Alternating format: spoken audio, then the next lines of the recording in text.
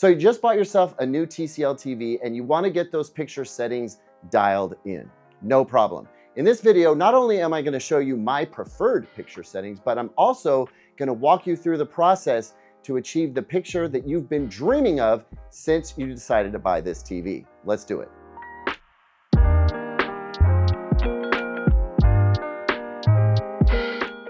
Welcome back to CalebRated, everyone. I'm Caleb, and congratulations are in order. Two, as a matter of fact. One is congratulations on the new TV, and two are congratulations for deciding to change the picture settings, because you would be shocked at how many people never touch the picture settings in their new TV and therefore never know what their TV can do for them. Now, I want to make something very clear here. I am not here to lecture you about how your TV should look. I am going to show you my preferred settings, and they adhere to a certain standard, the ones that creators use when they make this stuff. But I'm also going to walk you through the process of getting the picture that you've been looking for. So whatever it is that you like, we're going to find that for you today, okay?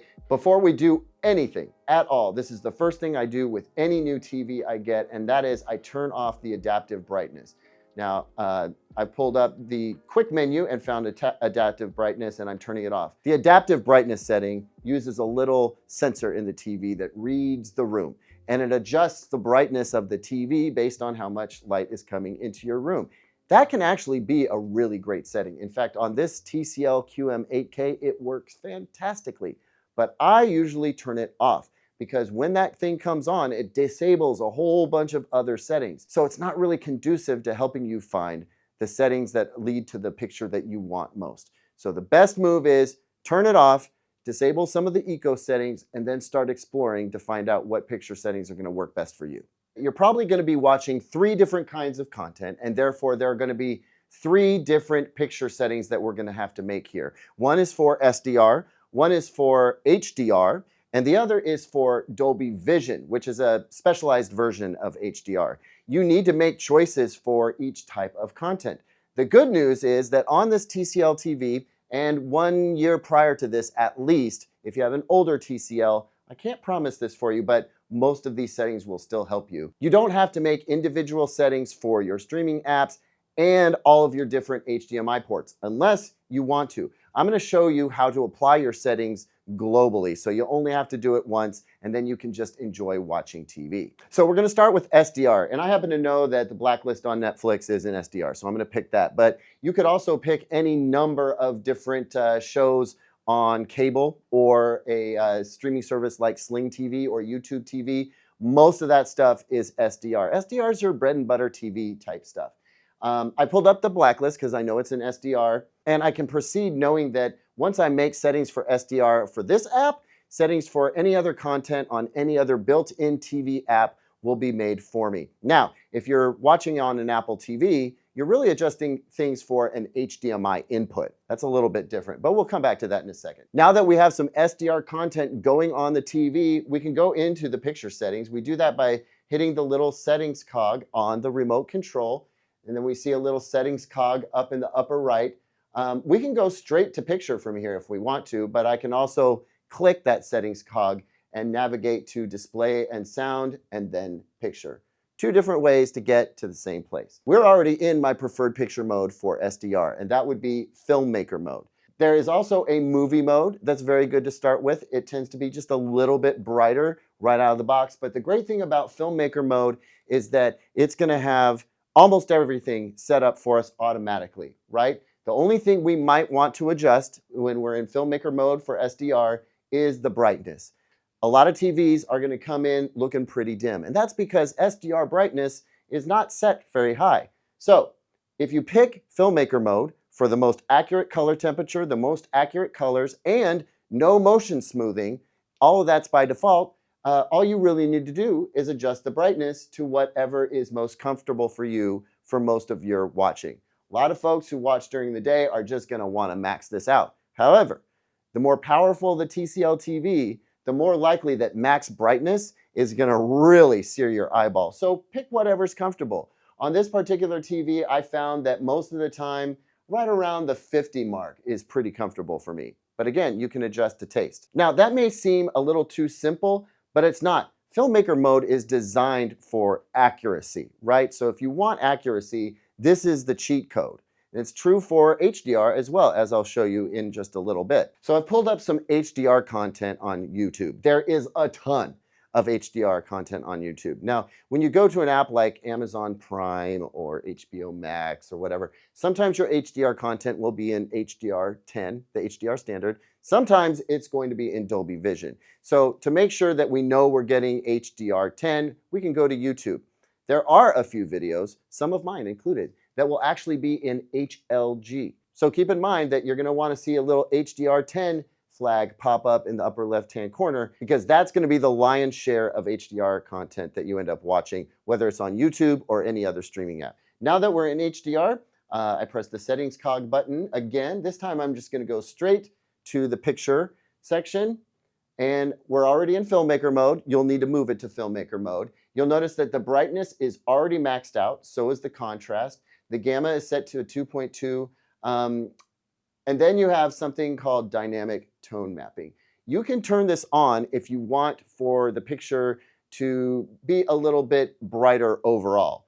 It's usually not necessary. I do not like to turn on dynamic contrast.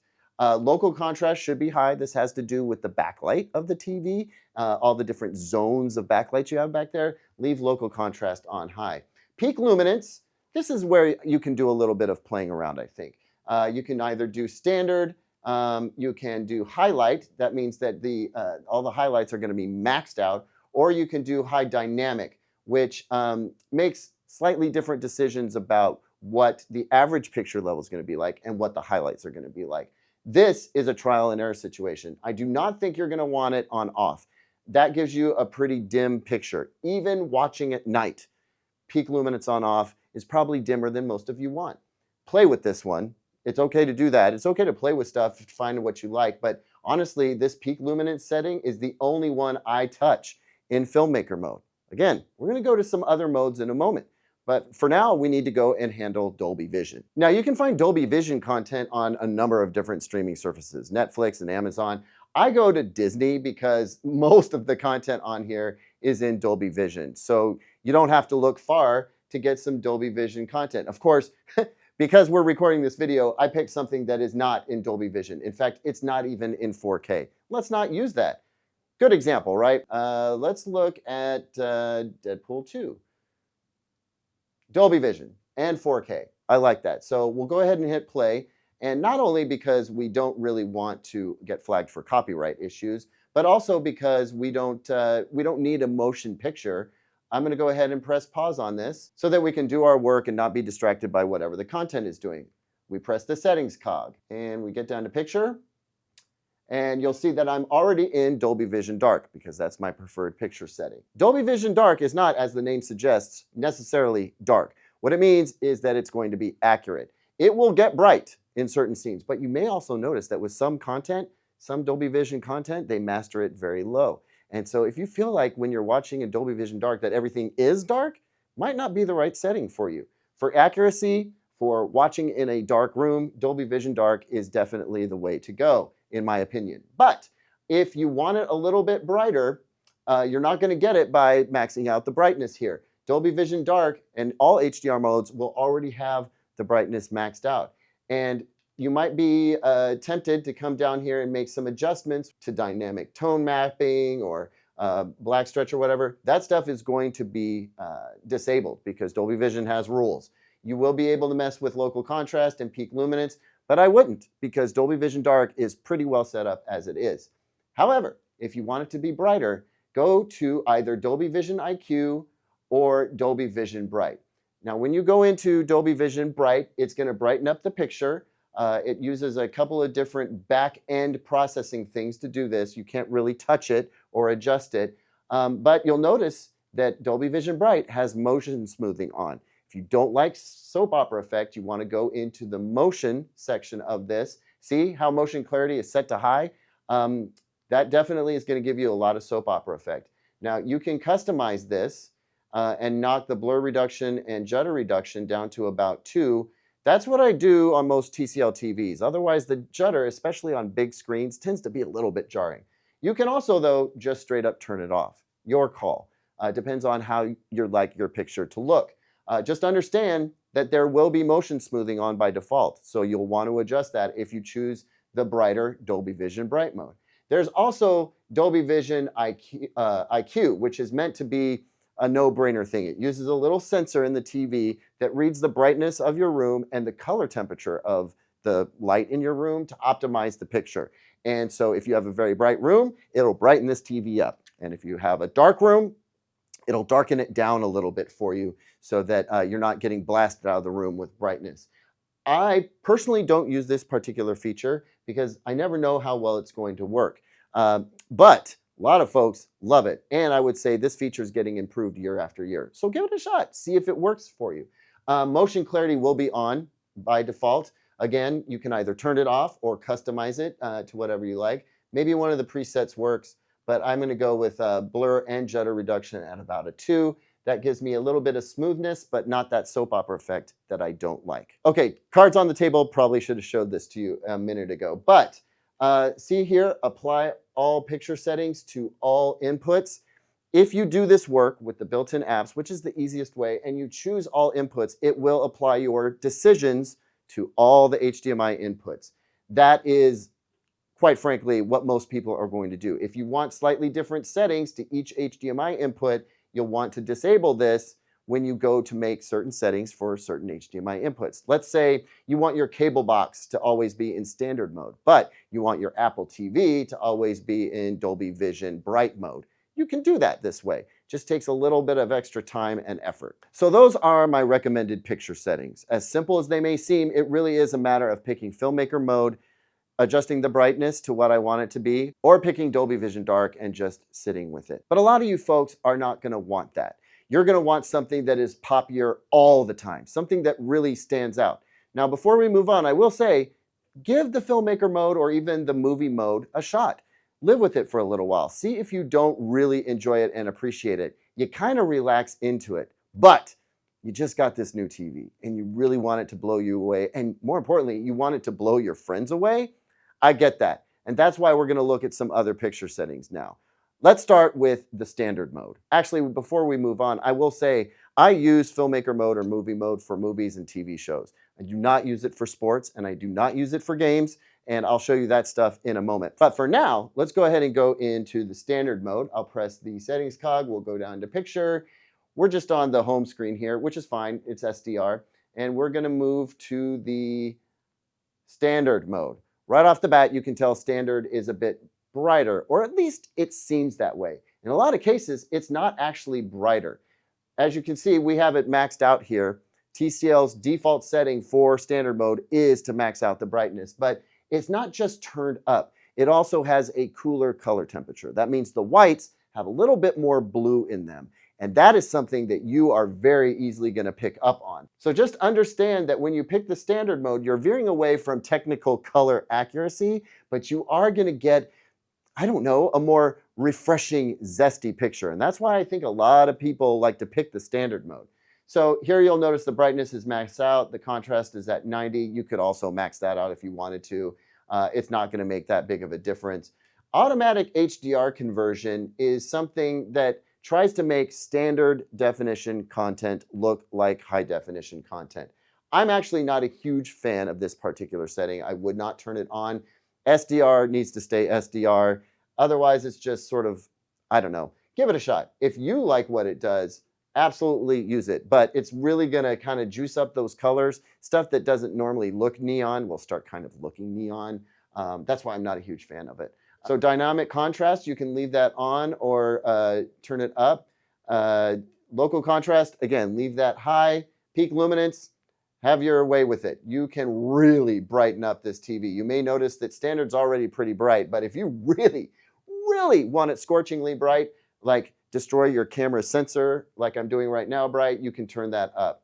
Micro contrast, I don't think it's that helpful to have micro contrast turned on, so I'm going to actually turn that off. And then dynamic brightness can also be turned off, but you could juice it up even more. The reason why I'm not making recommendations here is because there's no right answer, right? This is all down to what you like the look of. I'm just showing you that it's worth going into these different settings and playing around with them a little bit to find what you like most. I can also give you a hint at what it's going to do. Now, let's talk about a picture setting that I don't think anybody should use ever, and not just because I'm a snob. That would be the vivid mode. Look, you can't tell because you're not in this room with us right now. We have to stop down on this. Otherwise, it's just going to be a whitewash on your screen. But we're already looking really, really bright here. We're in the standard mode. The brightness is maxed. We got peak luminance at low. We could get a little bit brighter if we wanted to. But watch what happens when I turn to vivid mode. I don't even want to be in this room right now. And that is because this thing it's screaming at me right now. This is like having an IV drip of Red Bull in your left arm and Celsius in your right arm. You're just like hardcore, woo, all the damn time. And that's what vivid mode is. And I don't think we need this in our lives. Shouldn't TV be chill and calming? Now, I will say, if you've got a room full of light, and I mean, you got skylights and you got bay windows and you're living your best McMansion lifestyle and you've got sunlight pouring into the room, that might be a time to use vivid, because that's the only thing that's going to combat all of that ambient light. Otherwise, most people don't need to use this mode. And I don't think there's any reason to go into all the different adjustments for vivid, because vivid's already maxed out. The only reason you pick vivid is because you want your TV to be a light cannon and maybe heat up your room a little bit, because that's what's happening right now, I guarantee you. Now let's talk about sports. Sports is usually going to be somewhere between standard and vivid. Let's go ahead and pull that up. We're going from one of the darker modes, like filmmaker mode, to sports. It lights up a little bit, but what sports is really doing is it's playing around with the color temperature. I mentioned earlier that you have a range of color temperatures. Warm has a little bit more red or ruddy a hue. Cool has a little bit more blue. Sports is going to err towards the cool color temperature, and that's because the lighting of sports is such that it tends to have cooler lights, stand lights coming down on it. Also, folks tend to want to have a brighter, punchier picture. It has nothing to do with real daylight color temperature.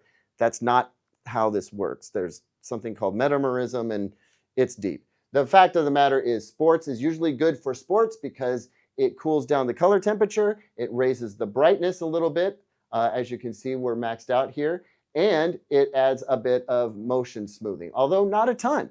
This is going to help keep, supposedly, things looking nice and smooth.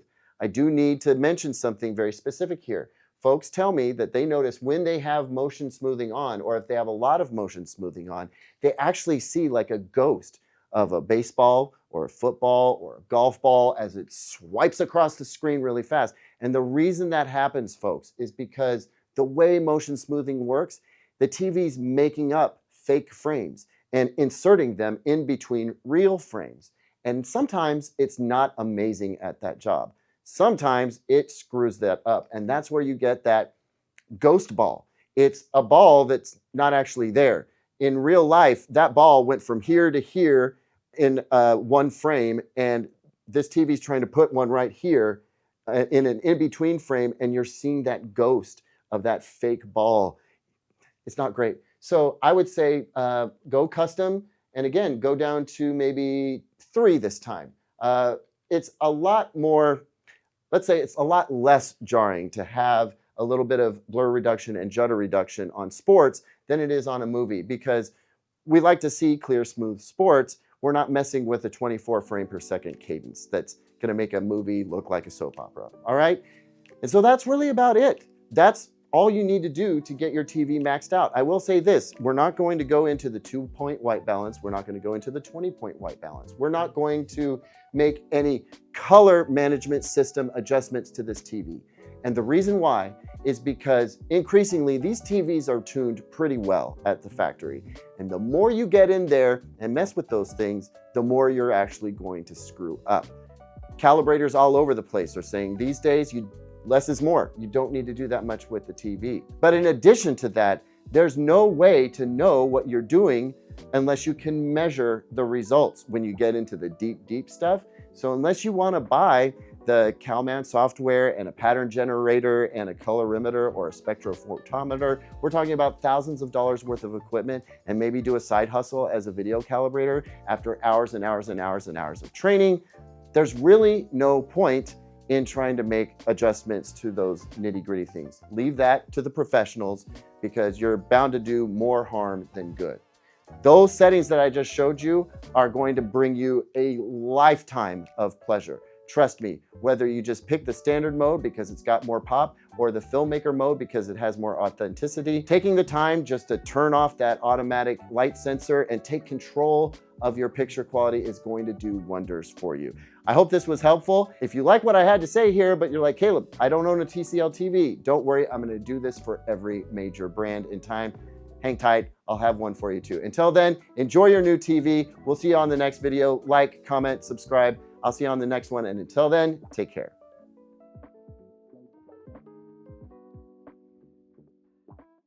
We have to get one more in.